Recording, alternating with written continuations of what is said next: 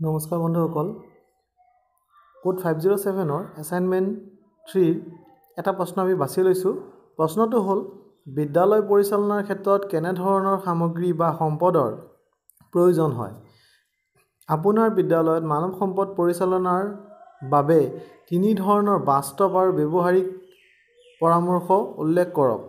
আৰু পৰামৰ্শসমূহ বাস্তৱায়িত কৰাৰ বাবে পৰিকল্পনা প্ৰস্তুত কৰক তেতিয়াহলে চাওহক উত্তৰটি